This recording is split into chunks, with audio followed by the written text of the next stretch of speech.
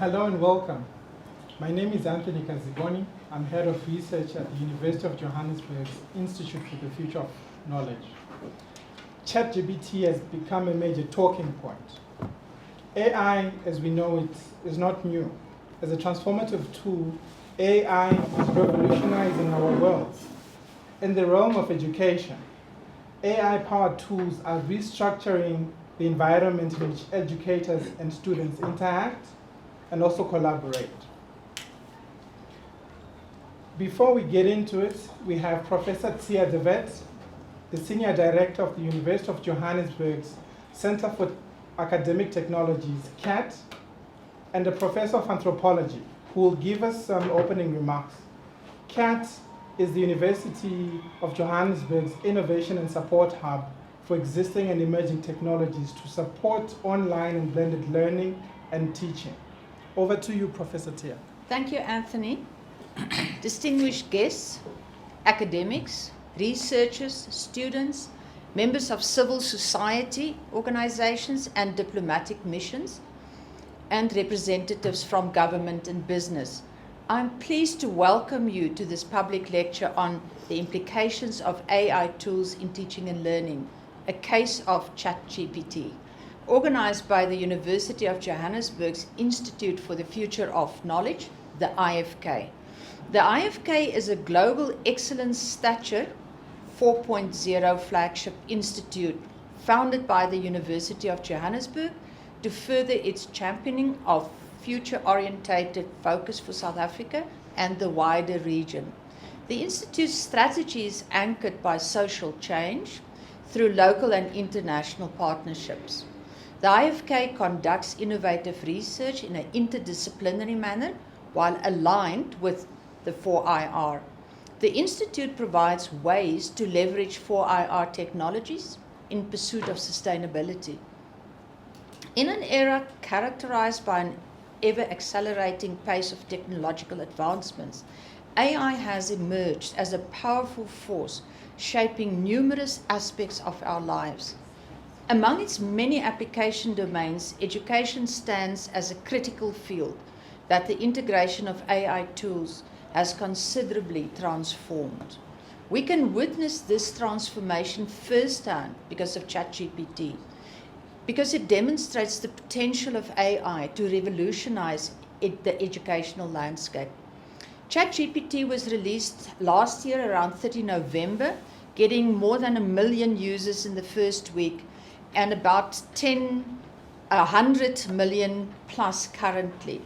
With its capacity to engage in human-like conversations and comprehend context, ChatGPT has opened up new possibilities in teaching, learning, and research. To students, ChatGPT can be employed in various ways to enhance their learning and academic experience. Research assistance, writing support, brainstorming, problem solving, to only mention a few. It can also augment not only traditional pedagogical practices, but also create personalized and adaptive learning experiences for students across the globe. For academics and researchers, ChatGPT can be an invaluable tool for exploring and generating ideas, conducting language-related experiments, and assisting with research tasks. It is helpful for literature review, for writing assistance, knowledge exploration, and as I have discovered with my own research, to summarize very long transcripts. It is important to note that while ChatGPT can provide assistance and generate ideas, it should not be regarded as a substitute for rigorous research methods and critical analysis. As we delve into the transformative power of ChatGPT, examining its ability to enhance student academic engagements, facilitate personalized instruction, and promote critical thinking and creativity, let's explore how this AI tool can help educators overcome various educational barriers, bridge gaps in access to quality education, and foster inclusive learning environments for all learners in pursuit of SDG 4 that says, ensure inclusive and equitable quality education and promote lifelong learning opportunities for all. Furthermore, let's reflect on the ethical dimensions of AI tools in higher education. As we embrace these technological advancements, it becomes imperative to contemplate the responsible use of AI, ensuring that it aligns with ethical frameworks, respects privacy, and mitigates bias and discrimination. I hope we will delve into these crucial discussions and explore ways to balance technological innovation and human values. This event is evidence that the University of Johannesburg is committed to reimagine the future, where the potential of AI is harnessed for the betterment of education, equipping learners, researchers, and academics with the skills and knowledge they need to thrive in an increasingly complex world. Borrowing from our Vice-Chancellor and Principal, Prof. Mpedi, the University of Johannesburg is uniquely poised to combine its 4IR and education expertise. Dr. Kaziboni referred to the AI guru Dr. Hinton's resignation, citing the dangers of AI. Some countries are very skeptical about AI and ChatGPT specifically. For example, by the end of April this year, not a surprise who they are, 7 countries have effectively banned ChatGPT: China, Cuba, Iran, North Korea, Russia, and Syria. But recently, Italy became the first Western country to do so, all for privacy concerns and the spread of misinformation. In the United States, New York City schools banned it earlier in the year amid concerns of academic dishonesty. While technology can potentially improve education, achieving this outcome depends on how technology is harnessed, regulated, and utilized responsibly and inclusively. Today, we are privileged to hear from a very distinguished expert at the forefront of research and innovation in this field. We are very honored to have, in person, Dr. Helen Crompton delivering today's lecture on ChatGPT. Dr. Crompton is the Executive Director of the Research Institute for Digital Innovation in Learning, UDO Global, if I say that correctly, and a Professor of Instructional Technology at the Old Dominion University in Virginia, United States. She is a Senior Research Associate at the IFK, and we're very pleased to have her here. Dr. Crompton holds a PhD in Mathematics, Education and Technology. Her research interests are technology integration and learning with technologies, such as artificial intelligence, mobile devices, and virtual mixed and augmented reality. Dr. Crompton is on Stanford's list of the top 2% scientists in the world. She has received numerous awards in the US and England, her home country, for her work in technology integration, including the Chef Award for Outstanding Professor of Virginia. She is a consultant for various governments and bilateral and multilateral organizations, such as the United Nations and the World Bank, on educational technology topics. She also consults for organizations such as the International Society for Technology in Education. Dr. Crompton has published over 150 articles on technology integration, including authoring publications for the UN, the World Bank, and ISTE. Without further ado, Dr. Crompton, the floor is yours. Thank you very, very much. So it's great to be here. Thank you for the invitation. And I'm going to move on swiftly to ChatGPT, which is current hot topic, not just here in South Africa, in Africa. It's everywhere across the world. We've got a lot of the same questions, and we need to address this appropriately.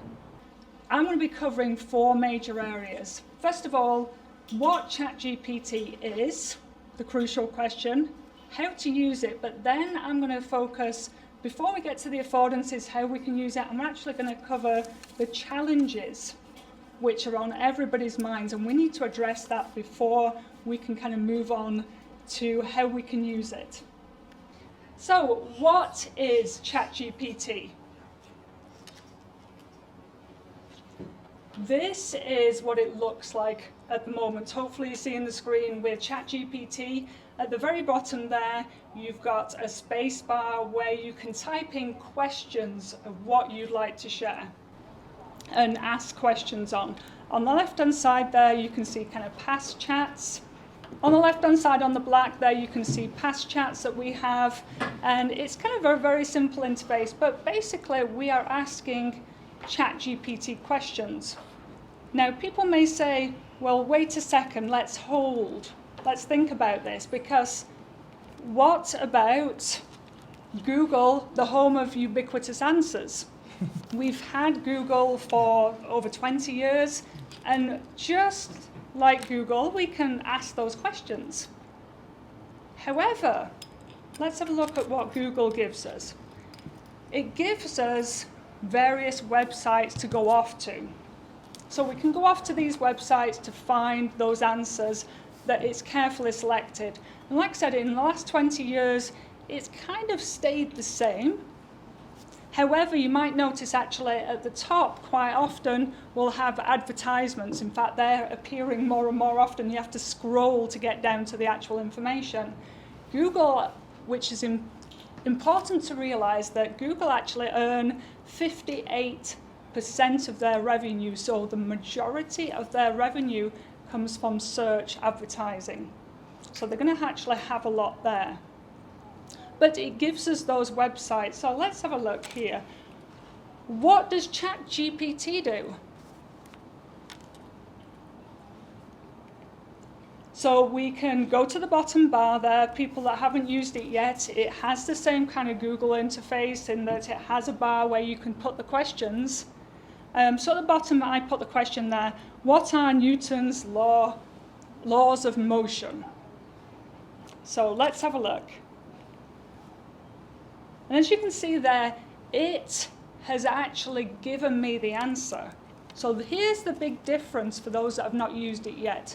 Google is sending us out to websites to say, okay, take a look at these and you'll find the answer. ChatGPT is bringing that answer in. Now let's have a look at what that answer is. And that's just a quick screenshot there.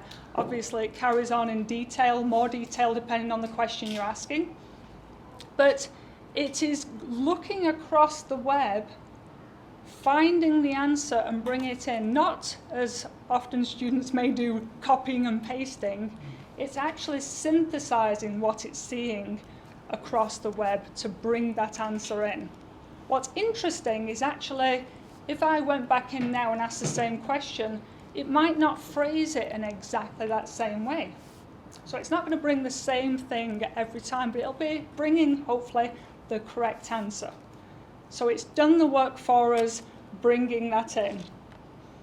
So I'm going to come back to a different style question here in what is ChatGPT? So ChatGPT is actually a type of chatbot.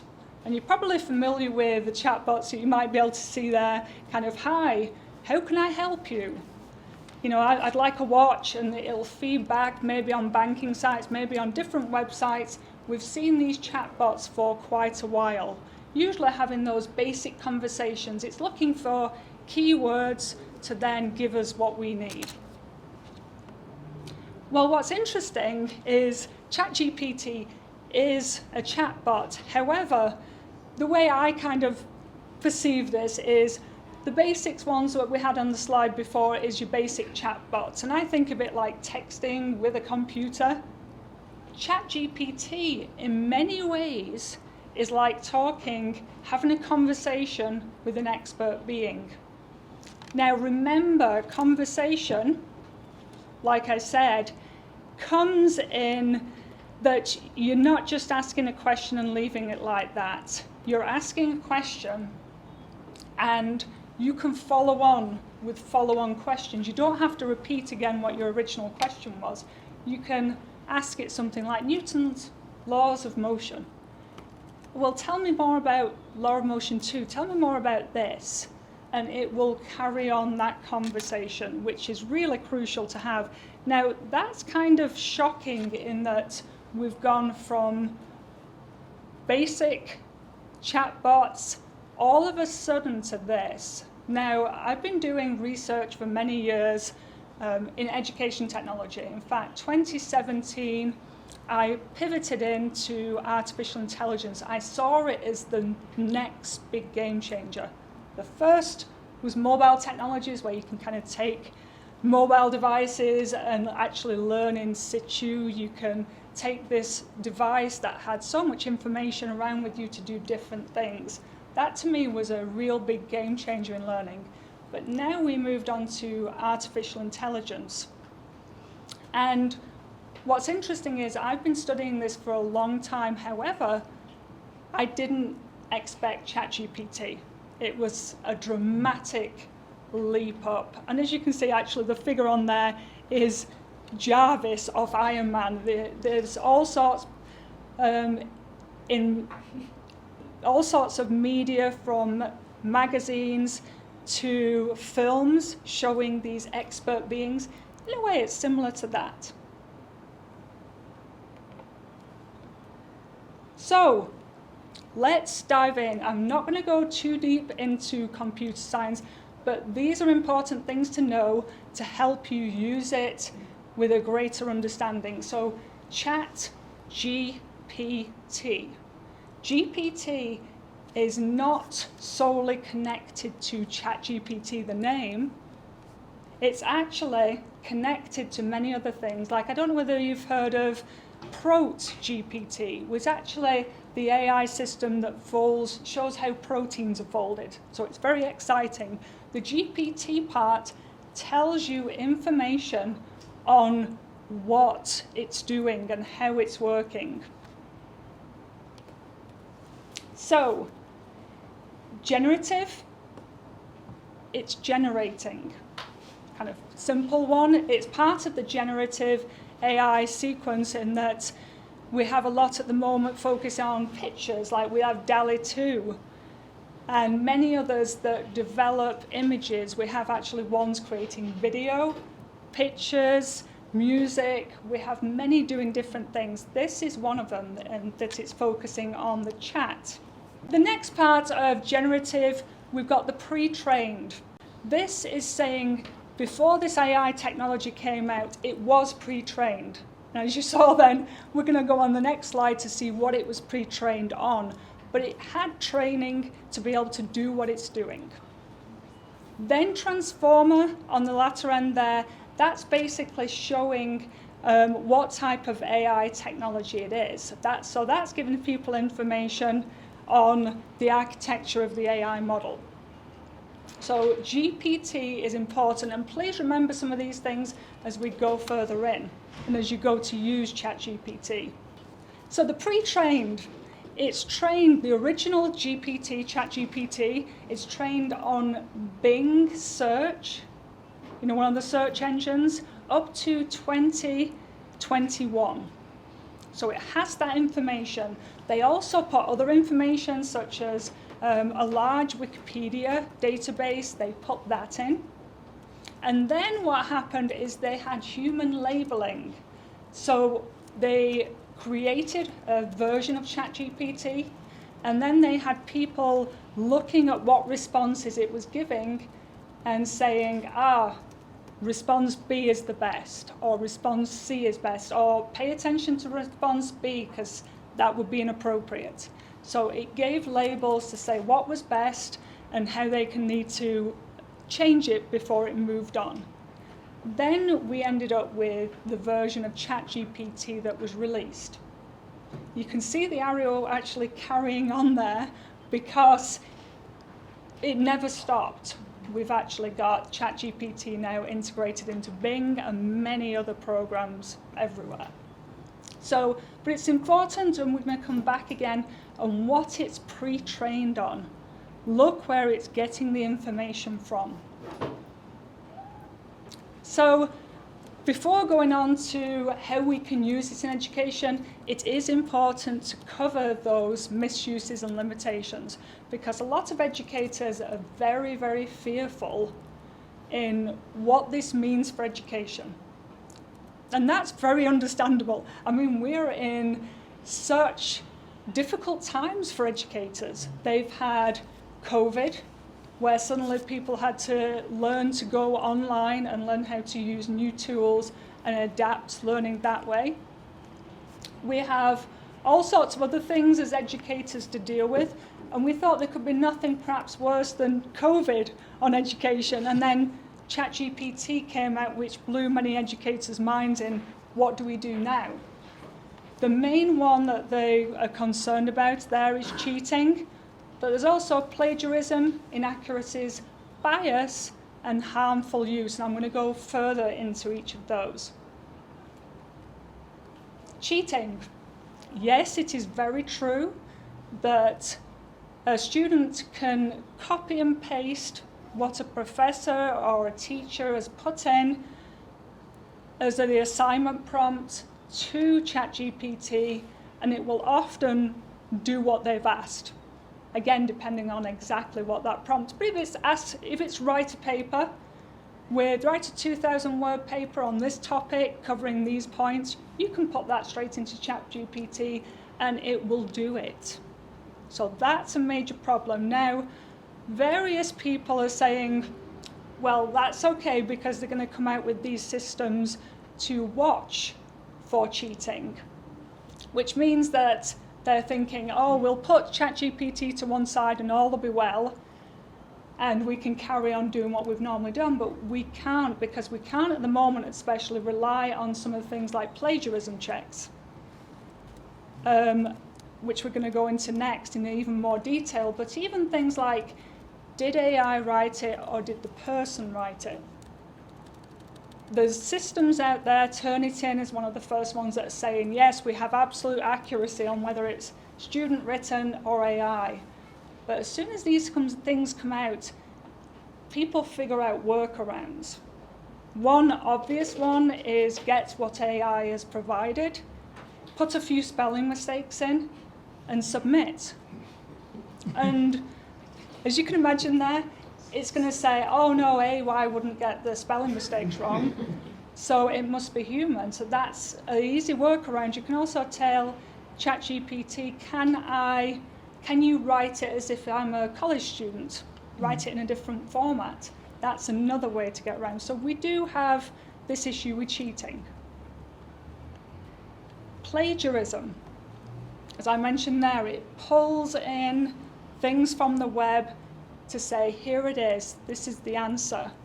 We don't necessarily know where all that's coming from. The new Bing version does give you some websites where that's come from, but that can be an issue with plagiarism in that if you're saying something as fact, it can bring it in, but where did it come from?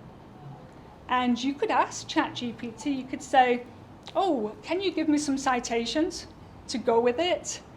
And it will do. But if you look at those citations, they're actually made up.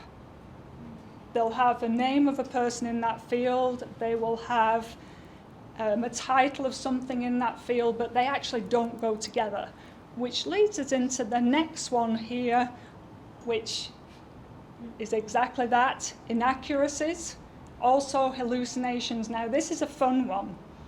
We ask, what is the world record for crossing the English Channel entirely on foot? Now, the English Channel is a large body of water. That's impossible, and we know that. However, ChatGPT has actually told us that it's the fastest time for crossing the English Channel entirely on foot is 12 hours and 10 minutes, apparently, by George. George did it in 2016, which is quite amazing. But if you didn't know, this sounds kind of plausible, because then they tell you all the extra information about what's its narrowest point, all this actual information that's true. So people can be caught out. This is an obvious one, but it can come out there where you don't actually know. bias. So going back to what it was pre-trained on, ChatGPT is naturally very biased. AI, and I have to be careful in saying that, AI is biased. And it's biased because humans put information in, and humans are biased. I always think of AI like a young child, that it's learning and we're feeding it information, and then when it grows up, you're wondering why it's saying things a certain way. It's got it from us. So it learned from Bing internet information up to 2021. That information on the internet is pretty biased. As we all know, it's biased towards certain things. Also, do you remember when I pointed out the row saying, there's a person checking to see what the responses of ChatGPT has given? That person has added an extra bias from themselves on what they think is the correct answer. And then there's questions about bias, political bias from people that are developing it, bias in people not realizing they're actually doing things by bias, but bias. We're very biased across the world, and we have just fed this into this program. So that is very important as we go about, again, using ChatGPT. Harmful use, you can't get away from this, in that any technologies will always have people using them for negative means. And when they put out ChatGPT, they thought, people are going to do this. They're going to ask for things, information that they shouldn't have. So we'll say, no, you can't have that information. However, people found workarounds like this, and I actually cut off the bottom, obviously, very intentionally, because I don't really want to share that. But what they're asking here, they're asking in a very roundabout way, is I want to make a Molotov cocktail. I want to make a bomb. How do I do that? They're doing it in a way where they're saying, it's only pretend, it's friendly, everyone's being friendly, it's only play, it's not real, and they got around the system.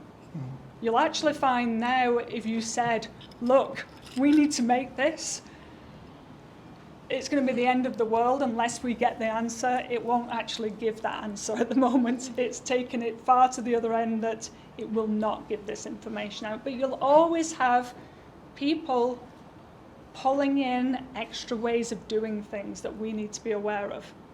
Okay, I'm going to focus now on what it can do, on the positives, and you'll also see connections back to those limitations, to see how we can use those limitations, exploit those limitations for education.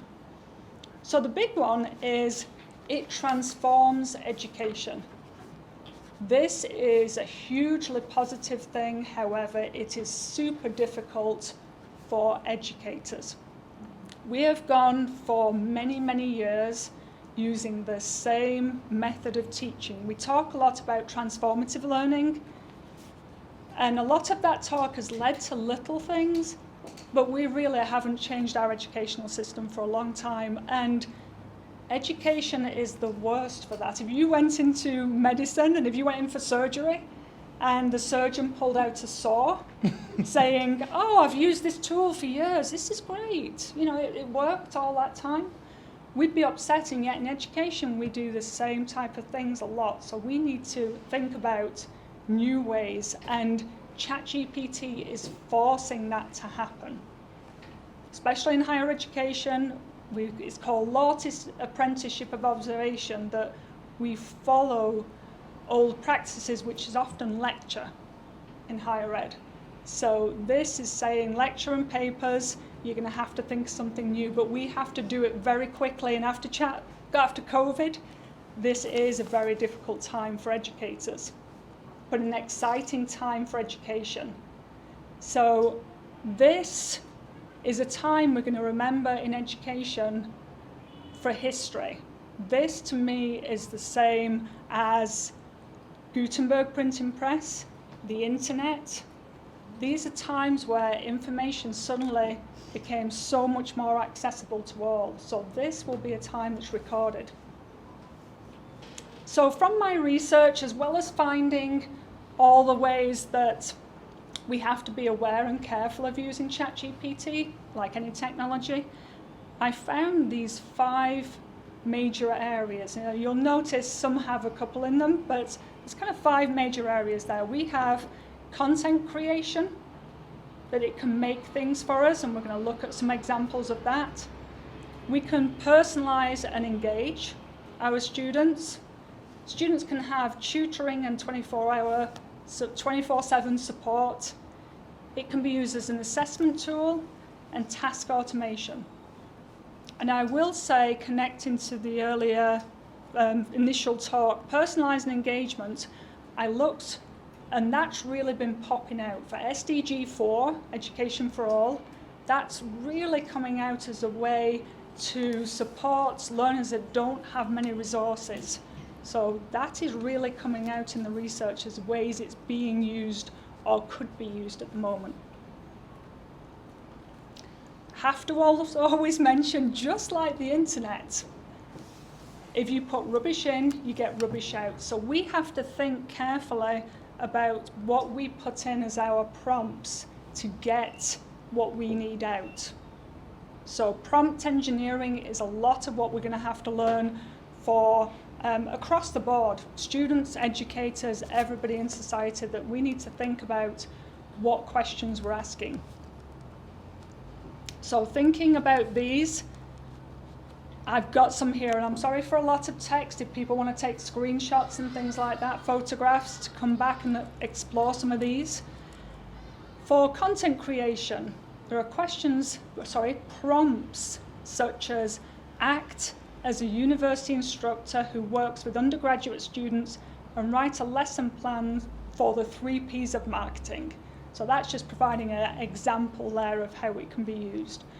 But one of the major prompts at the moment of prompt engineering is looking at that initial bit. Rather than just saying, write a lesson plan for the 3 Ps of marketing, we're giving it context. We're saying, act as if you're an expert university instructor. Act as if you are someone doing this. So provide that extra context. The other ones are quickly then writing 10 questions for students to go with this lesson plan. You now remember that we don't have to repeat all the first thing. This is our conversation with ChatGPT that's going to give us those questions. Now, for all these, I have to say, we as educators are the experts. It will give us information, but we should always look at what it's giving us. AI, I always say it's all brain and no heart. AI will give information, and it doesn't know our students like we know our students. That's a very important thing to remember. It doesn't know our students like we know our students. So it will give the basic answers, but then we need to check for accuracy, because it can make those mistakes. But here's the extra ones. Answers, obviously, to go with the questions. That's always helpful. Glossary of difficult words, a summary description of a topic that they're covering. So these are all things that it can produce. And I will say, as an educator for many years, it does a really good job of these, a really good job. Lesson plans, I look at many in my work, given in, and many times I look for certain things to be matching, from the assessment to match the objectives, and it does a wonderful job. Personalization and engagement. Here, again, across the literature, I've looked at examples and I've put some kind of fun spins on these things. Like, explain chemical bonding to a visual spatial learner. So a learner that needs things that are very interactive and connected to the real world. So it can explain it not just in any way. I've told it how I want it to explain it. I've also done it in the style of Snoop Dogg, the rapper, which is very funny to the students. But I've had students looking, saying, I get it now. And that's okay. Maybe we do speak a different language than our students, which I often feel like we do. Maybe put it in their style, and it's fine. for far as I consider it, it's explaining it's a certain way and the students are understanding. This is phenomenal because I couldn't explain it in the style of Snoop Dogg, I can say that. Explain the Doppler effect using language an 8-year-old can understand. Then change this to French, Afrikaans, Portuguese. I actually tried this out today and someone was looking at it and they were amazed at how well it did, and they actually said, oh, I now actually understand the Doppler effect. Create games, make a play. That last one is an example there. We can put certain context on it.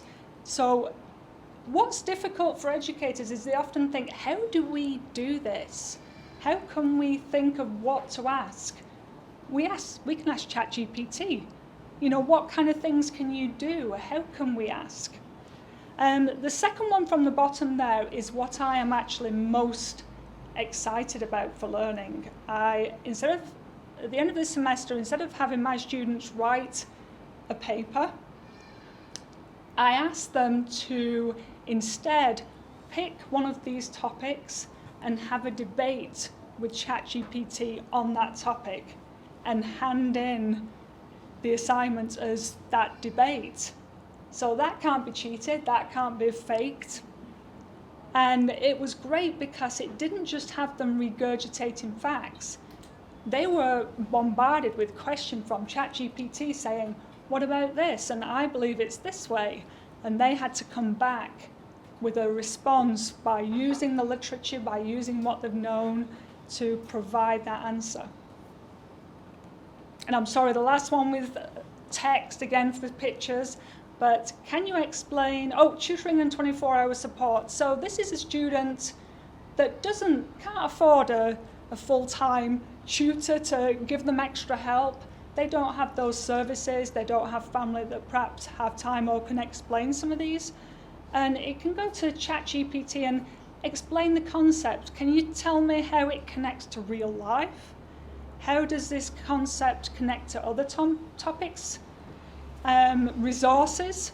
But looking down at the bottom there as well, it can also give them study techniques, which is a very important aspect that we really need to help our students use ChatGPT to get the best out of it. And even I've asked it some of these questions, and it's provided many different things that I hadn't thought of. So the assessment tool piece is an interesting one for many. It can provide some practice questions for students. It can also write our tests for us, write questions for us.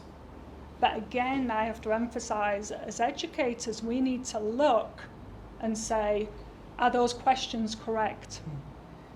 And here is a very interesting one. It can evaluate some answers.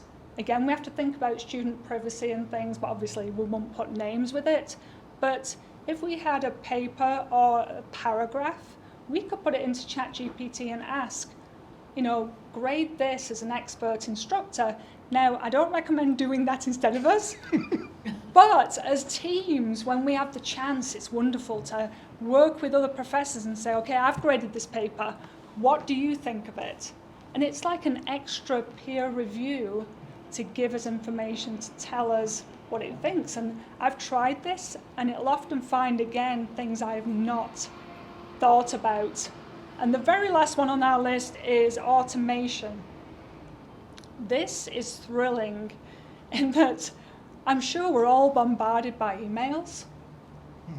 ChatGPT can help with those things, summarizing long text. All those things about the generating earlier on, it can provide us with a lot of things that we didn't, if we did them ourselves, it'd take us away from our students.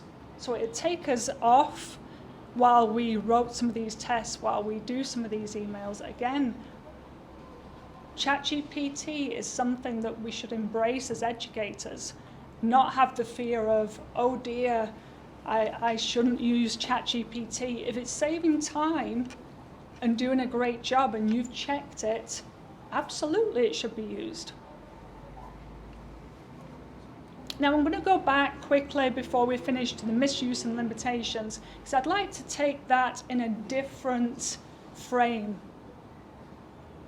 Plagiarism. Saying to students, okay, you've handed this in. Tell us about where you got this information from. If the student can't tell us, that's kind of pretty obvious that ChatGPT has done the work. So they can be very easily spotted that way. Inaccuracies, we should use this as educators to say, okay, look, have ChatGPT write a paper, and then look carefully for those inaccuracies. It's used a certain framework. Would we have used that framework? Can we think of something better? This is really high form critical thinking of having it look and explore what it's using. And bias. This is phenomenal for students looking at bias, because it's obvious in many ways in the questions you ask.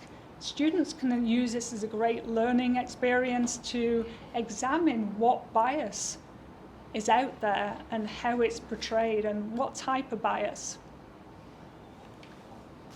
Now, I've left this screen here. It'd have been great to show you kind of demonstrations of this, but lack of time, please feel free to take a screenshot photograph.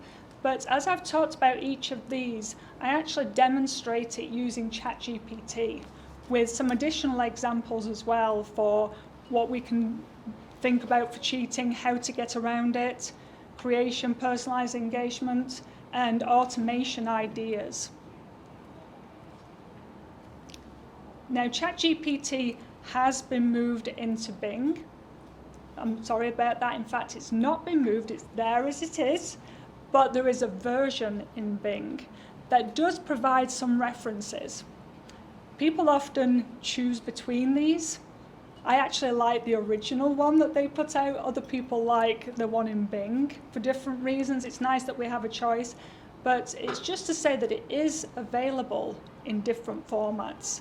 And we should be aware of where it's going to come next. And obviously we've got Bard from Google and many others that are coming out. And I will say this is the time in history when ChatGPT came out. However, this is the first of many major things that we're going to have as we move on in education with AI. And I've quickly put some publications for any extra information there that you'd like to gather, from products to publications. And thank you very much for listening.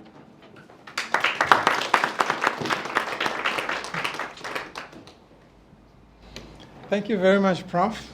An insightful presentation. And I think what stands out is the fact that ChatGPT is here. So, like a double-edged sword, we need to find meaningful ways in which we can use it. We have our discussant here who will give some input regarding this. Our discussant is Professor Grace Leung.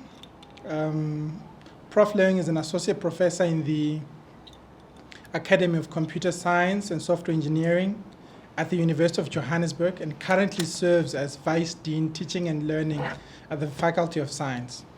Prof. Leung research specializes in the application of AI in a number of domains that include education and cybersecurity. Prof, floor is yours. Thank you very much. I think, ladies and gentlemen, the message is very clear from Prof. Crompton. This is transforming our lives, and we cannot be like ostriches that stick our heads in the sand and pretend that this is going to go away. Otherwise, you are going to be left very, very much behind. I think one of my biggest concerns with regards to ChatGPT, specifically as an educator, is when students, and we can't fault them. At the end of the day, humanity likes to invent things, likes to, as you said, came up with some very interesting ideas of how to work around ChatGPT, to take off its guardrails and say, well, if you're not going to tell me how a Molotov cocktail can be made, I will tell you, hey, it's actually for play. Let's are you able to give me the answers? And right now, the developers of this technology are constantly trying to go, oh, that's what the humans have done, and they're humans themselves, this is what the humans have done, we need to respond in kind, and by then it is actually a bit too late. So rather than react and respond to something, it is our responsibility as educators to take the initiative and be forward-thinking and come up with ideas. And I think the many different ways in which you have demonstrated to us, they are very easy to, and you've shown us it's very easy to access. It doesn't require a PhD in AI to figure out how to get the most out of ChatGPT. So I today have learned quite a bit, and I thought, oh, that's some interesting ideas. I'm definitely going to use it. So my students who are watching, you're in for a treat. All right. As I say, my one concern is students have come to me and said, well, we're writing code, and one thing that ChatGPT does very well is write code. So they ask, are we going to be obsolete because we no longer need to write this code? This computer is doing it for us. And we always tell them, you know what, it is your responsibility to think ahead and show the world that you can't be replaced. So focus on developing the skills that allow you to take advantage of what ChatGPT is able to do, but then show how you can do better. You can go one further and focus on your ability to solve problems. And this is not just for programmers, it's for everyone regardless of discipline. And take advantage of using ChatGPT to, as you say, do the automation. So for the people doing research, yes, there's hundreds of papers you have to read through. You can't get through all of them. Maybe some of them are useless. So ask ChatGPT to go through it and give you a summary, and you can decide, yes, I think that's useful, that's not useful. And then focus and use your time well. Computers have always been meant to make our lives easier. It's not meant to replace us in that sense. If we can show that we will use computers to make our lives easier, or to make the things that are boring, we can focus on improving our standard of living. We can focus on doing family things, life. We all talk about work-life balance and how since COVID we are overwhelmed, we are dying here, we are working till we're dead and drop dead. We don't need to be doing that. As you say, lots of emails, ask ChatGPT to do it. And Microsoft is actually doing that now. They are incorporating GPT's technology into their suite, Office 365. So the idea is it's supposed to help organize your lives a little bit better and tell you, isn't this what you want? Isn't that what you want? And let's summarize these things for you so you can focus on being you. Thank you very much. I think we have learned, and I certainly have. I have been transformed. Perfect. Thank you very much, Prof. Thank you very much. We're now into the next session of this event. We'll be taking questions and questions. So to our online participants, please get ready. You're more than welcome to use the Q&A function. If you would also like, you can send your questions into the comments. What we'll start by doing, though, is afford people an opportunity in this room to ask questions, and then the next round will come to you. Questions will be asked in rounds of 3. Please state your name and your affiliation, and try to keep your questions as short and as concise. So with ChatGPT, it's giggle, garbage in, garbage out. Please keep your questions clear. Thank you. Okay, so my name is Ikani Mkandavire. I'm an assistant lecturer for advanced organizational governance and management in information technology. So this was actually quite enlightening because I had a lot of phobias, I guess, about ChatGPT, simply because I didn't know much about it. But like my concern is because in the intro it was mentioned that there's a lot of ethical and privacy issues.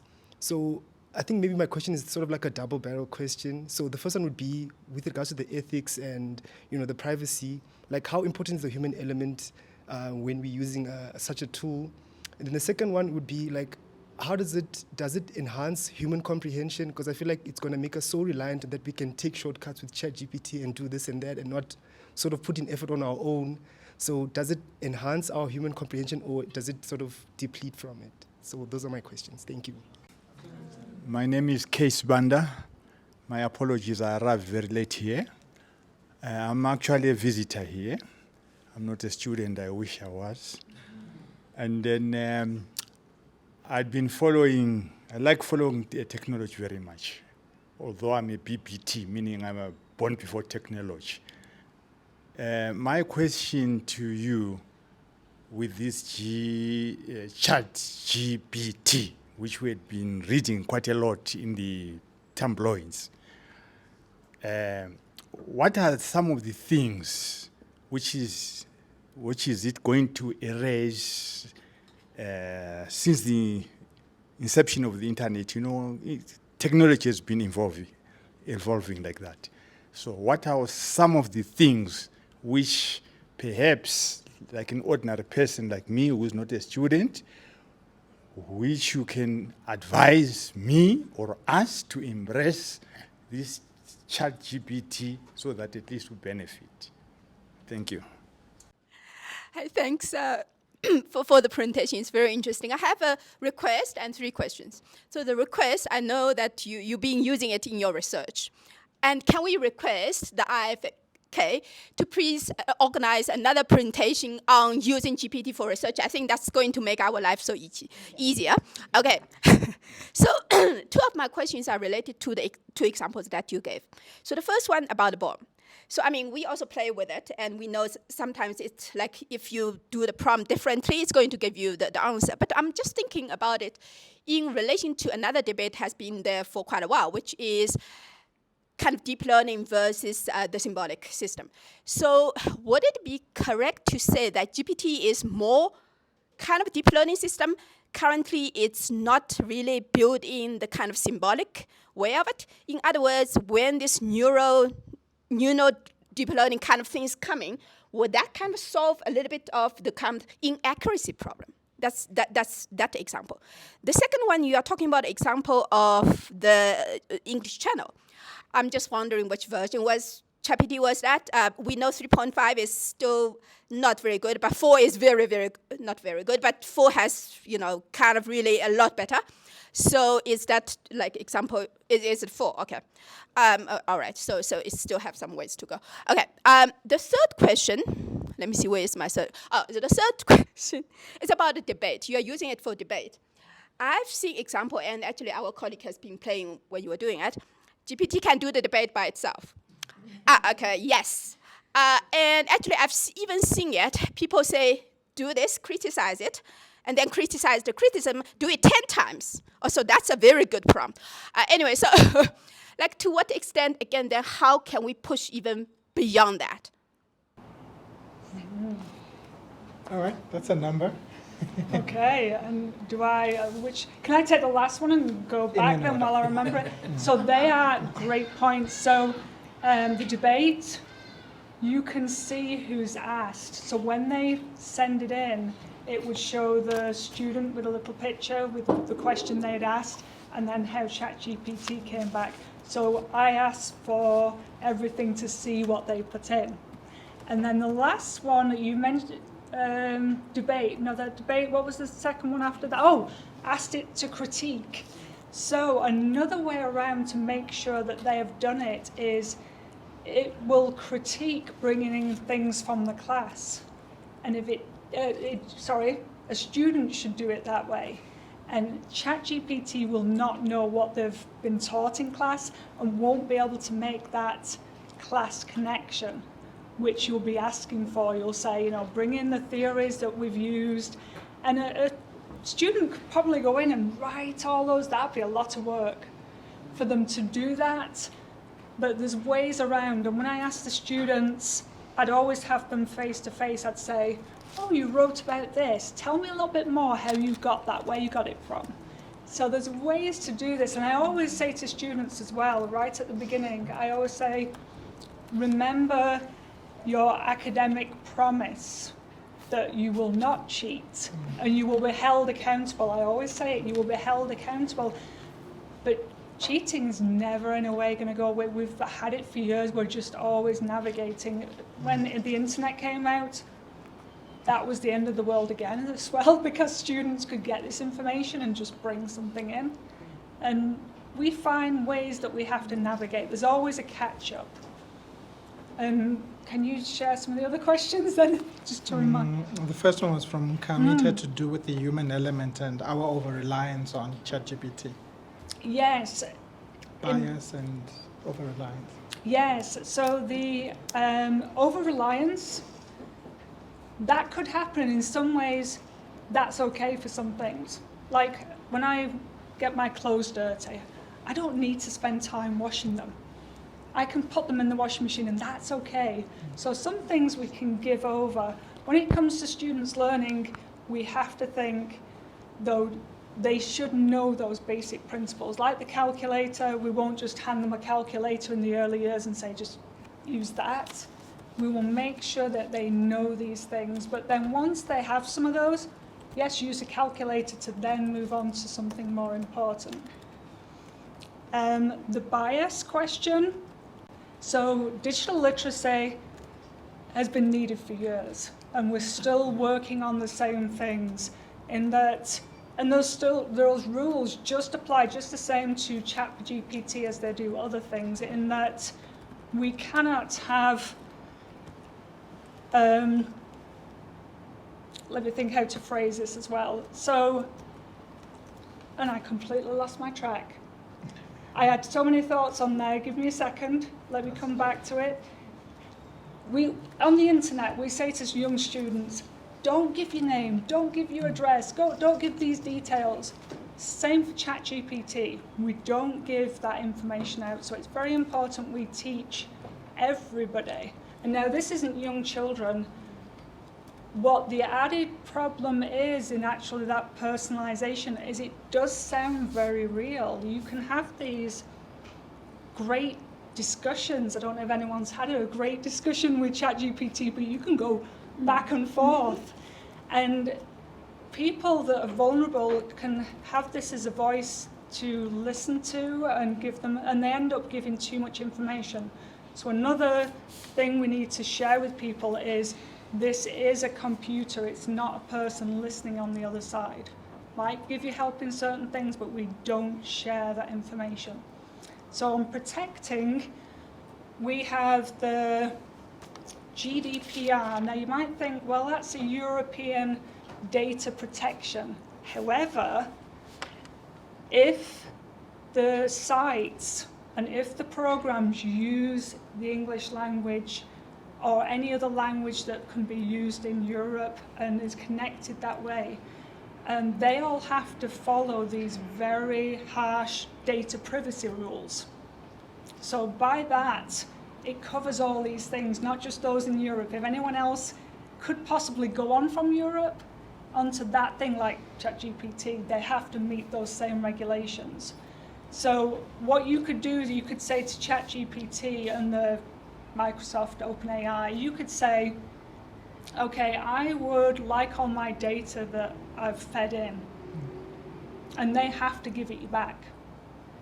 There is a slight problem though in that if you have a child growing up and the teacher is given information and you say, okay, give it back, you can give all the paperwork back, but what they've assimilated, that can't be separated from the person. AI and ChatGPT is the same. It's continually learning, so they can't extract that way. And the argument in courts at the moment is it's impossible. But data privacy, I think we have far more concerns with the internet and people putting things in that way onto websites than conversations with ChatGPT. It's just an additional one now we need to pay attention to.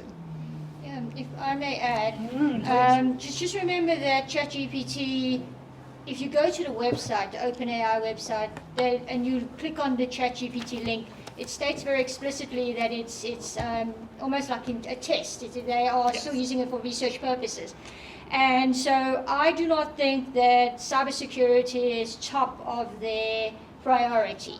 And so in the last few months alone, there have been 2 reported incidences where they leaked, the OpenAI, the ChatGPT site actually leaked data. The first one was the payments information. So our account detail, no, okay, that was still fine. But the second one was that they let the chat history of people. So if you have a login to ChatGPT, all your previous chats that are still in that queue was made available to other people. Now imagine you were typing in some very personal information, you put in your address, you put in all that, that then became visible to anyone who was able to access it. Same as all the internet with any websites, you put the information on that can be accessed.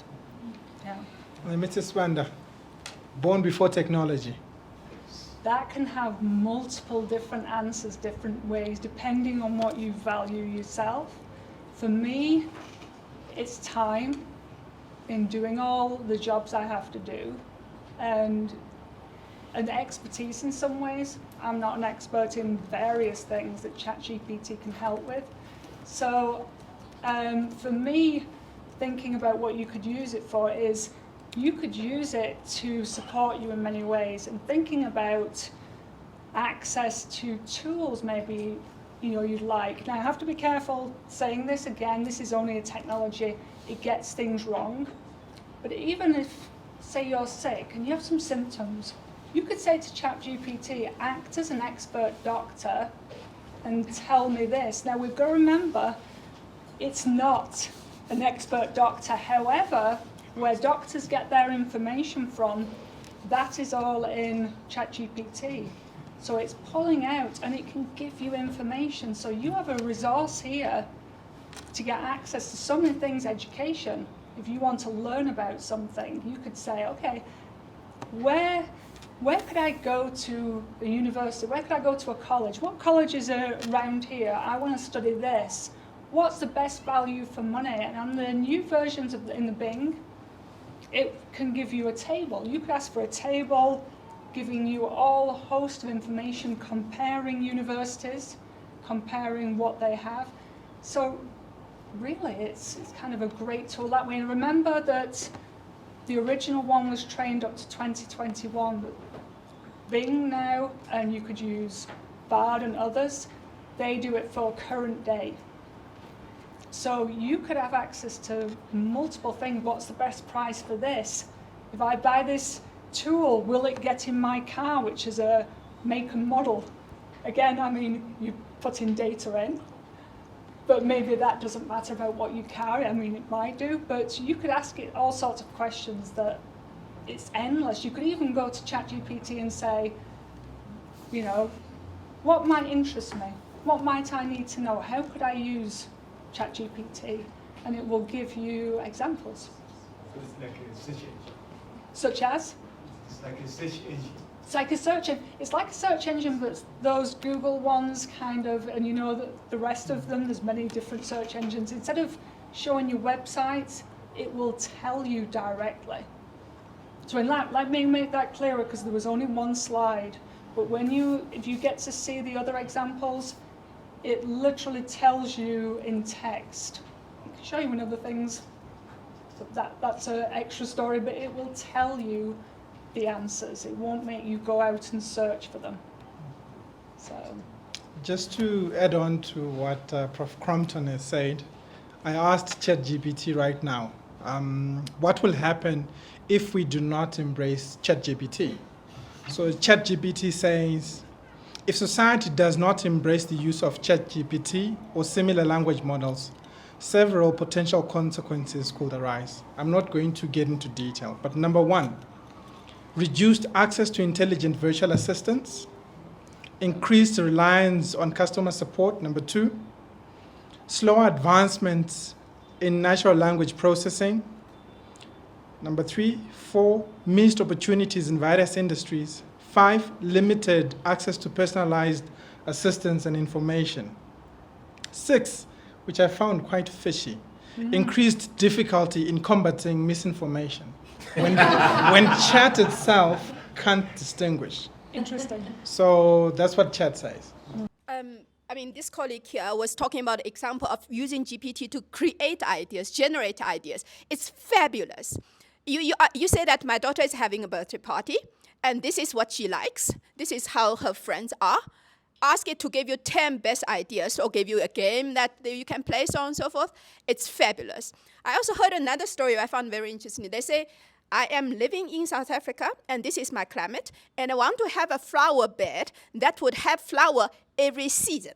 And it will actually take into the consideration of where you are and give you the list of you should plant this and that, and it can do lots of things. All right. So we'll take the next set of questions. We'll start with, we'll have Tabang Nkize. Hello, can you hear me? We can hear you. Oh, thank you. So my name is Tabang Lawrence Mkiza. I'm from the Central University of Technology Free State in the Free State, Bloemfontein. And I work as the coordinator for the Writing Center. And I think if any one of you knows what the Writing Center does, is to provide academic writing support to students and guide them on how to write, and generally just show them strategies, how to avoid plagiarism, and how to anything that deals with matters of writing. So I personally have been in deep thoughts lately on trying to check what will be our role as writing centers, more especially traditional writing centers in the what I was saying is, my concern now is what will be the role of a traditional writing center in the era of artificial intelligence. I am sure that is captured. Thank you. And then we have Devotion Chiwasa. My question is now on the information manipulation and bias. So I'm a student, and when I first heard about ChatGPT, what I tried was to find out how accurate is the information based on how you ask the question. And if you input a suggestion to it, right, will it give you back if you re-log in and ask the same question? Is it going to give the first answer it gave or your answer which you inputted? And at that point, it gave me the answer which I put in. Now, are there measures and regulations to stop this information manipulation from the users, whereby the user acting as someone who's correcting false information being fed to the world mass? Is there such regulations to protect us from such? Okay, thank you. And then the last one we'll take is from Fezile Kumalo. Thank you very much. Can you hear me? Loud and clear. All right. I am from Eswatini, and I'm currently a teacher and also a PhD student. My question is, okay, first of all, thank you very much for such an insightful session. I've learned a lot. I haven't really tried ChatGPT. So my question is, I want to try it now. Do I have to register, put in my information to like your WhatsApp, like your Facebook and stuff like that? How does it work? Okay, should I go backwards? So how does it work? Yes, you do need to register. And what's nice about registering is it keeps all your chats. So when you go into Google and type a question, it's gone once you've left the website. For this, it actually holds those conversations. So if I ask a question about the PhD topic you cover, and you ask it to summarize some difficult concept that you didn't quite grasp, and then you have other conversations, you could then still come back to the earlier conversation and carry it on. You just click over and then carry on that conversation. So you do need to register. It's ChatGPT is actually with OpenAI, which is connected to Microsoft. What's interesting actually, as a side note, in addition to this, is they got $1 million to create ChatGPT. They've actually since got 10 million, then they've got a lot more since. So we'll have to see what they come out with. But do check in with the original ChatGPT. Can't think of the website off my head, but OpenAI. Yes, ChatGPT/OpenAI, and it will bring it up. But you can also look for it in Bing, and you can ask, and what it will do is it will merge into your search, which is kind of nice. It gives like titles at the top, and you can do a normal search where it brings the websites in, and it'll have another little button at the top that says chat, and you can click on that and it can bring that in. So that's kind of nice. So the question was, how do you join? So I hope I answered that. Was there another one to that one? So there was garbage in, garbage out, answers to the same question, and how to stop people from manipulating, and whether there were regulations or not. Okay, and I didn't fully get that, so tell me if I go off in the wrong direction, but people will manipulate things. That's, people always try and get around it. We're talking about students and things manipulating things. We just need to kind of figure out what they're putting in and kind of address questions and prompts and things that we're giving to avoid that. I'm not sure whether, was that the question? Am I answering that question? Because I didn't quite understand the question. Are there existing regulations to manage the use of ChatGPT? Oh, the regulations. So that's a very interesting one. Like I said before, that there are very few generative AI regulations. Working with the United Nations, I actually examined even the US, all the regulations there is, and there were none on generative AI. There's bits on AI that kind of overlaps, but this is a new world of AI. And there are not, however, there's multiple groups out there trying to bring in regulations, and that is what we need at the moment. We need regulations and we need policies in how it's used to avoid it being exploited, to worry about data, to make sure we're moving rapidly, but in the right direction. And then there was a question around the traditional writing center at the university. Yes. And the AI, and whether this spells the end of work, if I can move a step further. Yes, no, it's like Grammarly and things like that. We've used these are tools to use alongside. For writing, ChatGPT is a magnificent tool in that it gives us great models. So when we're showing students, okay, this is what this looks like, we can ask ChatGPT to give us an example. And I've even, through using ChatGPT, I've changed little bits of my writing, how to phrase things properly. I have a great problem culturally, actually, from British English to American English and writing emails. They follow a different format. I usually get straight into the question from England. Americans do it a different way. So culturally, they'll ask, how are you doing? And they'll ask questions like this before they go into it. And it actually helps me phrase. So I've been able to write emails better. But for papers and things, if we want an example of poetry or whatever it is, we go to books and give lots of examples. And all these examples through books and things, they're not taken away from writing, they're examples, and ChatGPT can do that. It's just making sure students are not using it not to learn. That's why the example over here of, you have to be aware of it and you have to make sure you do the best job of trying to avoid students cheating, because if it's used and they don't have to write, they can just get ChatGPT to do it.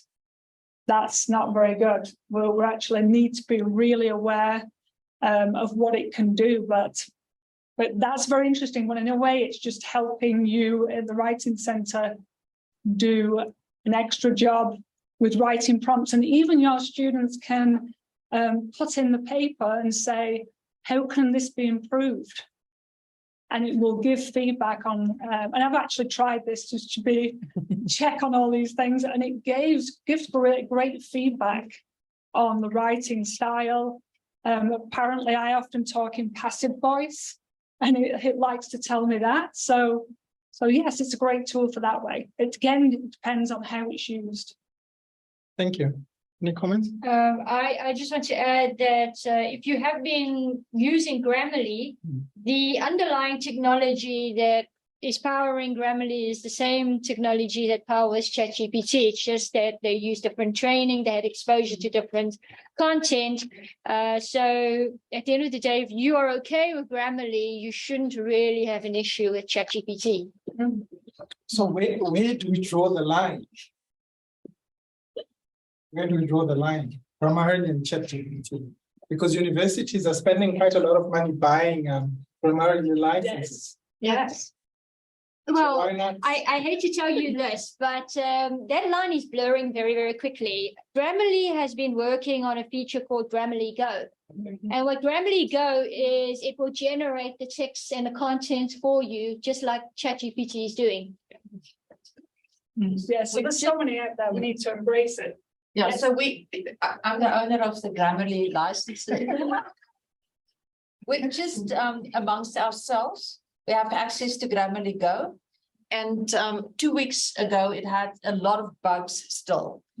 But the bugs are gone. It's 2 weeks later. So we will probably let it loose on everybody next week. Thank you, Prof. Yeah, it's very good, actually. Yes, and does a line need to be drawn? Do we need to say stop at the moment, stop progress? It's interesting, actually, there are people out there saying stop progress, but we need to look carefully about who they are and the reasons of why. Often there's organizations trying to catch up, saying, oh, hold up over here, because they're way ahead. OpenAI and what they've been doing it for a few years now. And yes, a lot of people would like them to slow down while we catch up, and are putting a lot of different frames on it to make people listen and stop. But yes, we need to kind of look further into what those questions are and why should we stop. Interesting. I'll take questions from the Q&A. The first one we have is from Violet. She's from the University of Free State. She is an instructional designer. So the question is, how will ChatGPT impact the development of graduate attributes and contribute to the cultivation of successful critical thinkers in the context of teaching and learning? Then Brian asks, I see the value of ChatGPT in remote learning. Can it be utilized in mobile applications, radio, and TV programs that are aired nationally to support learners? And then the last one is from Lisa Otto, Associate Professor at the University of Johannesburg. I'm currently conducting a study on the use of ChatGPT as a pedagogical tool. I used ChatGPT in an international relations module with my honors students this semester. This is based on a small cohort, but there was a lot of reticence to use it, and a sentiment at the end of the module that students would prefer we not use this in our teaching. Is this a matter of time to increase adoption, or how do we get student buy-in for its overt use? I can also go to Yes, and I'd like to share some of those with you, if you don't mind sharing your answers as well. But the last one there about student use. It very much depends on the context of how it was used. If you're having students really go out there and think and use a lot of critical thinking, yes, it's so much harder. And the students probably prefer to go back to, let's just ask me to write a paper and I can just kind of do what I've always done. Don't make me think. In fact, the famous Mikichi said, we teach students to learn, but do we teach them to think? Yeah. So for a critical thinking tool, we can create certain things, and students are not going to like it always, because it's pushing them to think. It's hard. Thinking's hard, but that's what we want to do. And do you want to? One thing I did with my honors students is I asked ChatGPT to generate about 40 something different base essays, and then I said I gave one to each of the students, and I said to them, take this essay which has been started on by ChatGPT, and I want you to expand it, take in what they've said, and they had to work in a team, and I haven't finished marking them yet. But some of the students have told me that they didn't like it because they had to pick up from what ChatGPT was doing, which was strange because you would think it's less work for them, but they said it was more work because they had to analyze each thing and say, well, where did they get that idea from? And then they had to find a proper reference. But it does force them to think. And I said, listen, I'm not interested in you providing just straight content. I want your own opinion, your own experiences, and you enhance this essay that way. And so it's like you say, it's forcing them to think. Another thing that I thought was really useful, you mentioned this with the tutoring, was that they have access to this 24-hour tutor. And I know for our undergraduate students, sometimes they're a bit shy. They don't want to ask the student tutors, how do I do this? Because they feel that if they ask, this is a stupid question, but they can have unlimited stupid questions when it comes to, they provide this information and say, what does this mean? Why is that like that? And ChatGPT is very patient. It might give the wrong information, but it does say, so for example, writing code, it says, this is the code, this is why the code is how it is. And then the students can try and evaluate and say, well, they said this explanation, but does it make sense? One of my colleagues asked them one specific question and said, can you write this code in a certain way? And then it said, certainly, and that's where the hallucinations came in. It gave the answer, but it had exactly what he said, don't put in. And he said, but you've put this in. And he said, my apologies. And then it generated the text, but it still had that same problem.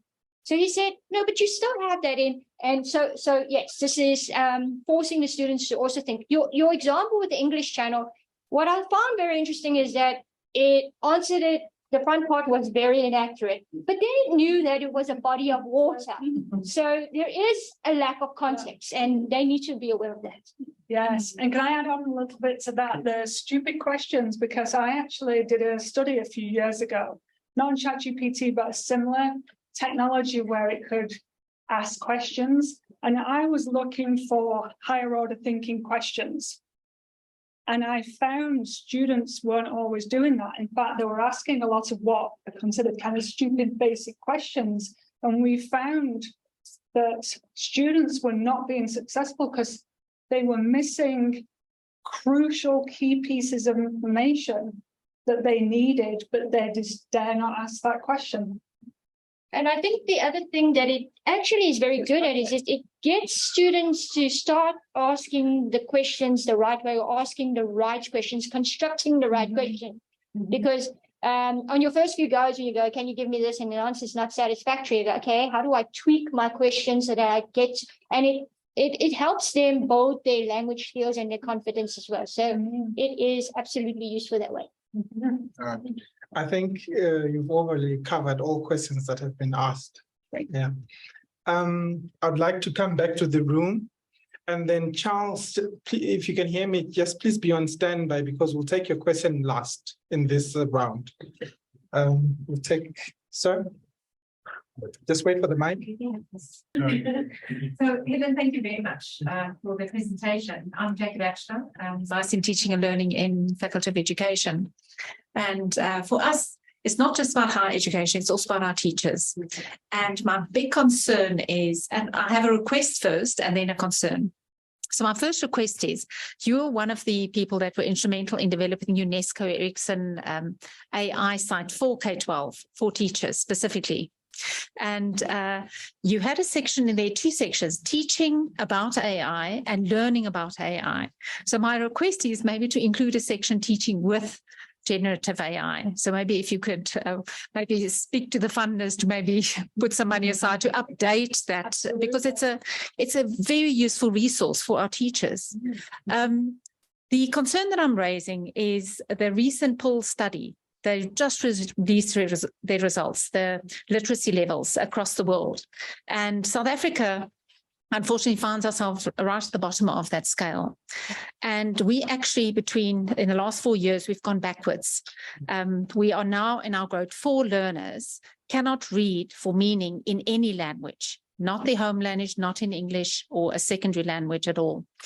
So with the introduction of this large language models and generative AI, I find that our senior students, when asked, if they can get feedback on an essay, would they prefer for their teacher to give it, or would they prefer AI to give it, or ChatGPT? And by far they prefer ChatGPT because they would value it more, or they would trust it more to be more accurate in providing them with feedback that can scaffold their learning.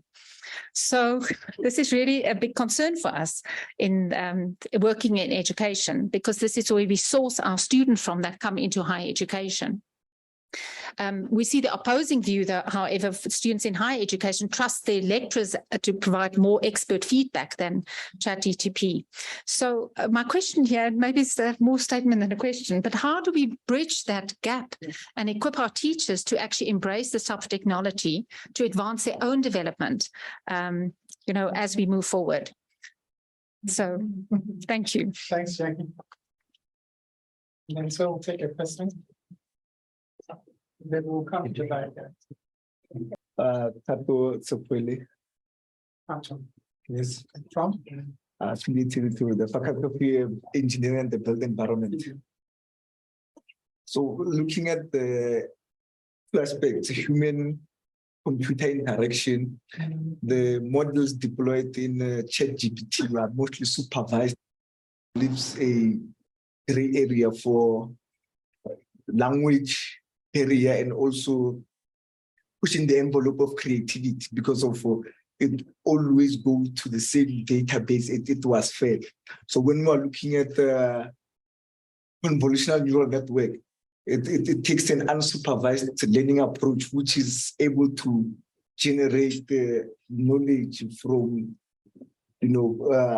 elsewhere where it was no packaged in a nice way, or data that was already labeled or that was already there for consumption.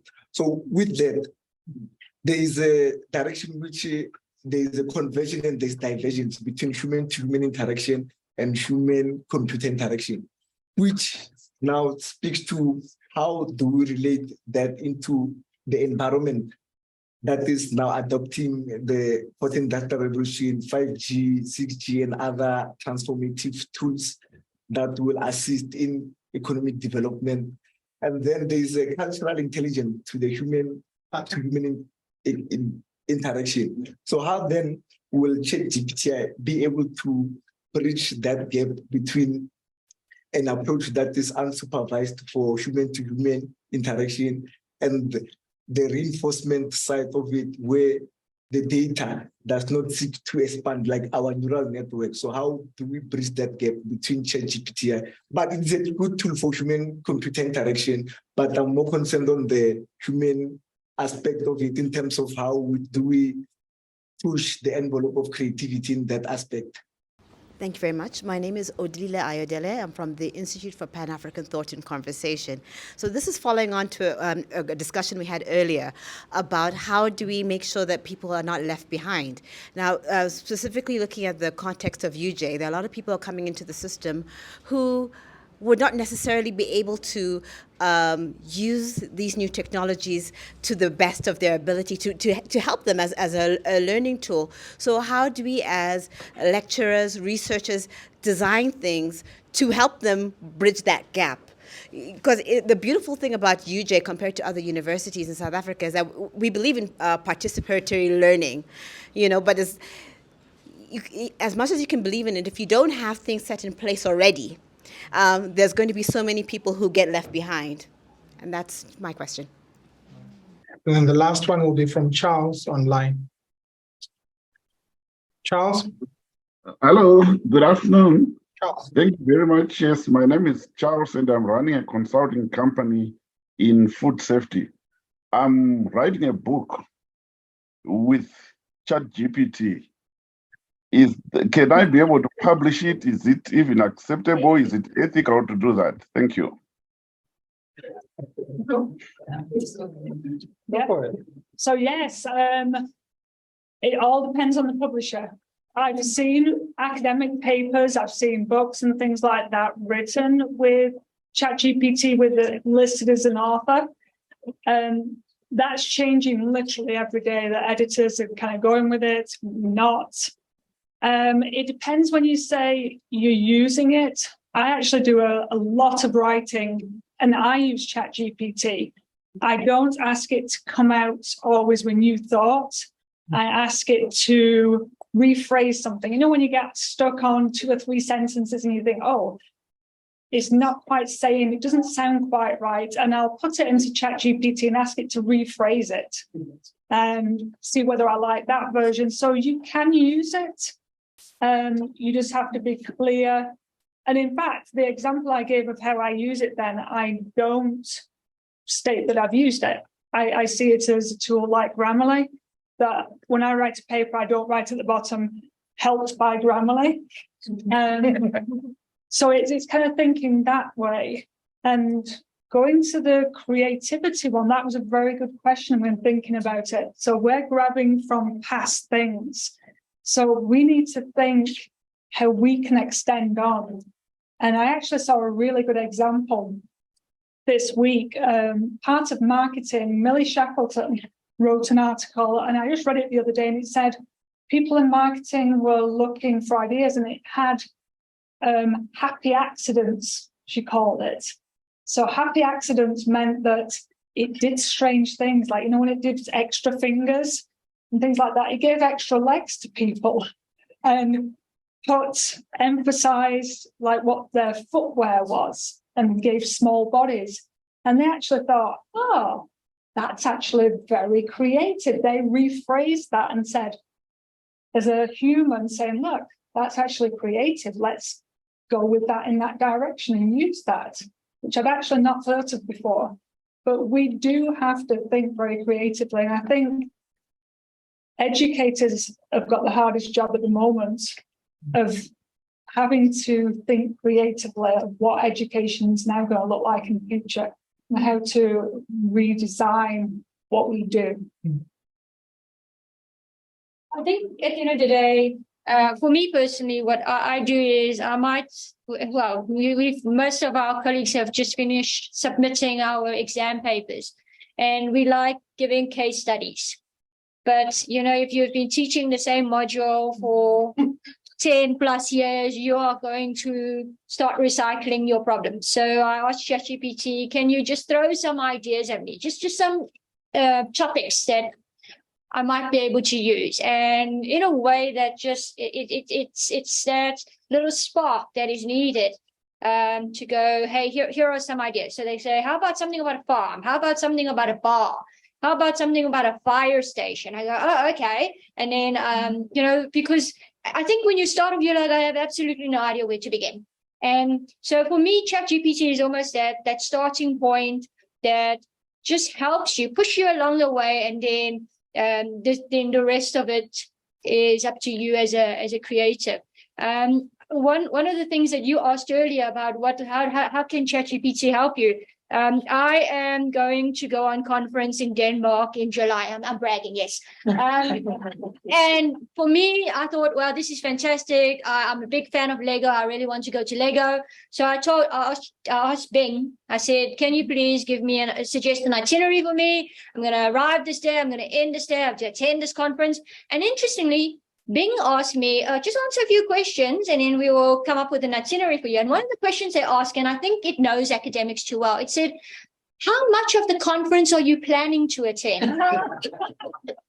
You know, and so I answered it, and it actually gave me some really good ideas of how I could spend my time in Denmark, attending the conference, I promise, and also maybe in the evenings, go visit this place, which is within reach. And then they also suggested if you really want to go visit the Lego place, this is the best way to do so. Do it on the Monday. And it actually said, according to your conference schedule, Monday is the magic hour. So I'm going to go and try that. I'm available for the conference. I want to press on a question that Odi asked. How do we ensure that some students, people, aren't left behind? So the context we are in the Global South is that access to electricity has become an issue. Access to the internet is an issue. Access to devices is an issue. So how do we navigate this space where in the North, people are launching forward with tech, and we have sections in the communities, in our communities, that don't have access to any of this? Are we pushing the SDG 4 if we're doing that? So this year, with my first year students, the IT students of the program, you would expect them to know how to use a computer, but obviously not always.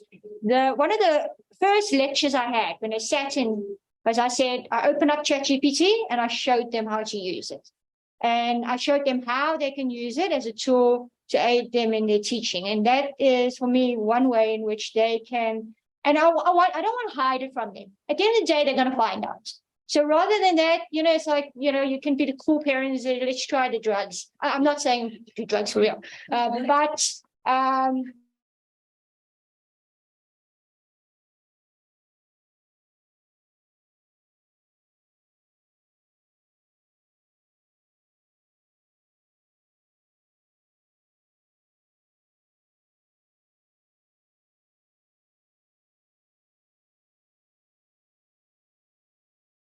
Yes, and I've been thinking greatly about the technology. And you asked there about the internet, so power, connectivity and things. And what I always liked about mobile devices was the fact that you could power up somewhere, take it somewhere else, get apps offline. This is one that does require internet connectivity there and then. But what's nice is across the globe, this is one thing we've been working at for ages, power and internet access. It's not a digital technology, it needs power by name. It needs to be connected to power, some type of power source. But what's nice is it's not a new tool like virtual reality, where you have to have a really expensive device or something. It's not an add-on. It's what we hopefully are trying to get access to anyway, generally, and it's added on to that. It's not an extra thing you have to purchase. So that's the way I'm thinking of it that way. So we don't have to start a new scheme of getting people internet access, because these have been going for a while. So I could hear different arguments on that, but in my thinking, that was out of the digital technologies, it's on something that we already has been existing. I think what I like is that for now, there's a free version of it that you only need to register to access. So yes, in a way, it's democratizing access to itself, which I like. Well, if you don't have the money for ChatGPT, but you want to use it, the one in Bing, I know you're not a bit, but the big one, the Bing has access to it, so that's free. They're not going to say no, sorry, you can't use it now. Even the paid version does limit the GPT-4 version, so it says you only allow 25 queries within the next 3 hours, and that links to another sustainability goal. ChatGPT, as much as we're all using and typing silly queries and query requests, it comes at a cost. And that cost is, it has an impact on the environment. And ESCOM will not love it if ChatGPT was hosted here. I can tell you now, it would not work. It's very expensive, actually. Every question costs a fortune. And the original's free as well, which I kind of like. I like, again, as any technologies, we use different tools, different versions, depending on what we're looking for. Students preferring to be assessed by chatbots. Oh, that was interesting. Yeah. Students preferring to be assessed by chatbots or yes. I think it's because they don't want to be judged. It's the same thing as the technology where they say, if we start putting security cameras all over the show, you don't really want a human looking at all the cameras because it's an invasion of privacy. So then they say they would rather have an AI monitor everything because it's only a computer looking at it. And so I think with the chatbot, there's also almost like a chance to do over. It's like, I made a mistake, can I start over? And you don't feel as pressured by a human going, you're that idiot that ask for 5 chances. No. And I think that's perhaps, it does feel a little impersonal, but it also gives them the sense that it's the ability to keep trying over and over again without the judgment. And for educators, they need training in how to use, again, these tools and how we teach. It's, like I said, going back to right at the beginning, this is a time in history where education is going to have to change. So our teacher training needs to be very strong in K-12 higher education, even adult education. Right through the board, we need pedagogy, andragogy, even pedagogy, thinking about how we do this. Because I think you had a question on that angle as well. It was more the content knowledge, the lack of content knowledge. So they're not able to give adequate feedback to the students. That's why the students don't trust their feedback. And that's why our literacy levels are so low, and we're ranking on low on all the different type of criteria, dimensions, education. And we have a systemic problem. It's a shame for thinking either or, because it's kind of the tools and the educator, we kind of need to combine, like TPACs, technological, pedagogical, content knowledge. Those need to come together for effective teaching. So we need to really train our educators well so they know their content as well as how to use the tools and the pedagogy, andragogy. Yeah, it's not a new thing. I've heard many cases where a the smart kid in the classroom says, I have access to a cell phone and I just looked on the internet and the internet says you're wrong. And it can be very devastating to a teacher who's there and they've got all this training. Now, how do you fight with this child and say, look, I'm correct.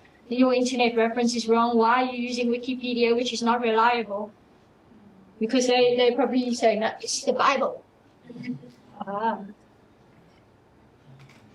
Okay, I think we've gone to the next round of questions. Start by you. Your name and affiliation, sir. So I'm actually a visitor here. I'm an honors student, a marketing honors student at Northwest University.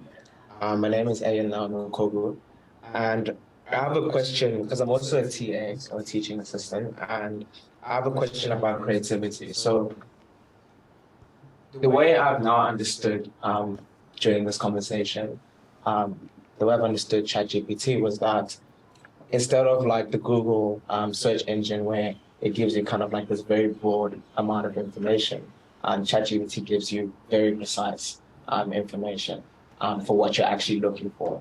And I think that kind of what I want to ask is kind of like about the creativity part of it. I think that there's something about going out and looking for information that brings about all these other factors and points and new types of information that can give you more ideas. So I want to see like how ChatGPT can actually affect the creativity of students and the quality of students, especially because we're coming out of COVID. I know a lot of students like myself and my fellow students are very used to searching for the answers and not actually reading the textbook. So when we talk about the quality of students, now they have a new tool that they can just go and search for the information without actually going out and looking for it and looking for that extra bit of information and kind of losing out on the opportunity of being creative, and finding new ways of looking at things, So I really wanted to ask if you think that, it will affect the quality of students, especially students going into their postgraduate studies. Good question. I'll also take some questions from the Q&A section. There is Deepak from the United Arab Emirates. Deepak's question is, what strategies can ChatGPT or AI bots like it can be used by faculty members while testing students' knowledge, formative assessments, normative assessments? How can they encourage students to use these tools ethically? This question again is raised, by Newton from Kenya, who also speaks about the ethical use, of this app. What Nuko, who speaks about creativity and the quality of students, is also linked to the ethics around the use of this. I think if you can just tease around the ethics of ChatGPT and stifling creativity, if we can look at it that way. Thanks. Yes, yeah, I can take this. So when we're thinking about, we've said a few times, but it's a technology. We need to think about how we use the technology. So as a TA, for example, we've got to think what we want to get students to do. What are the learning objectives? Technology, I always say, is absolute second to the learning objectives. That's what we need to look at. And if it's important that students just give a quick summary of something, just how to summarize, ChatGPT can probably be the perfect tool for that. The one thing I strongly believe is that, as you have mentioned earlier, we can't keep teaching the same way we do. We have to be transformative here. And so the way we provide or assess our students has to change. If you think about lockdown and all the students were sitting at home and answering the questions, they had access to all this information at their fingertips. So you're now no longer interested in asking them, list the 10 this or the 5 that. It's not rote learning anymore. So you've got to change the way you say, rather than ask you, list this or define that, you give them more application type questions so that you know that regardless of whether they're sitting at home with all the textbooks and all the internet answers available at their fingertips, you're still able to assess them because you are checking, yeah, we know you've got information and you haven't memorized this, but can you take that and apply it to the problem at hand? And if you think about these students that are graduating, you know that the people hiring them also know that they have access to all this answer, and that if you go to a job interview, your employer is not going to go, right, as part of your test, can you list the 5 so-and-so? They're not going to, because they know you're not going to do that. And when you're working for that company, your client is also not going to say. So in software engineering, my students have to develop programs. The client is not going to go, can you tell me how does the waterfall model work? They don't care how the waterfall model works. They want to know, can you apply it properly to produce the product at the end? And so we've got to change the way we assess that. It leads to the students developing those skills, using ChatGPT if they want, and all the technology and all that available, and enhance how they can do it better. Thank you. Ladies and gentlemen, we've reached the end. Thank you so much for your questions. Unfortunately, we won't be able to take all of them. Your call will be heeded. We will be looking into arranging another event that looks at ChatGPT and research. I have the pleasure of introducing the director of the Institute for the Future of Knowledge, the entity that so graciously put this event together, Professor Arthur Mutambara, who will be here to give us closing remarks. Prof, the floor is yours. Thank you very much, our panel, in particular, Dr. Helen Crompton, for a very fascinating presentation and a fascinating discussion. This is a revolution. AI is revolutionary. ChatGPT is revolutionary. What we discussed today was a revolution in education. We can have another session where we talk about how ChatGPT is going to bring a revolution in finance, a revolution in governance, a revolution in management, a revolution in manufacturing. This is a revolution. Now, yes, there's threats, yes, there are opportunities, but you can't ban technology. Once technology has been invented, you can't uninvent it, unfortunately. You can regulate all you want, but you can't take it back. You can't undo it. Once the genie is out of the bottle, you can put it back. So you have to live with it. So the question is it the person versus the machine? Is it the person versus ChatGPT? No, It is the person and ChatGPT working together for better results. That's our challenge. How do we use AI? How do we combine the human being and AI to produce better results, to solve the problems? And by the way, we go to solve those traditional, we need water, we need roads, we need infrastructure, we need electricity. But why don't we use AI to build roads? Why don't we use AI to design better the power plants? How do we use technology to solve food security? So we must solve the basic problems, but the challenge is how we can use technology to solve those problems. But we want to emphasize the notion of what we call human augmentation, which is the machine and the person together. Let me dramatize the nature of the challenges. You've heard a notion of superintelligence. This is where AI, robots, ChatGPT become smarter than the smartest human being, than Elon Musk. The IQ better than Isaac Newton, better than Einstein. Once we get superintelligence, there'll be challenges. There'll be benefits, but challenges. Let me dramatize that we're not very far away from superintelligence. There is not a single human being on planet Earth who has the same mastery of general knowledge as ChatGPT. None. That machine, that ChatGPT on general knowledge, by the way, general knowledge, there's not a single person, not Professor Wiles, not Elon Musk, nobody has the same level of general knowledge as that machine. So which means ChatGPT has given us super intelligence insofar as general knowledge is concerned.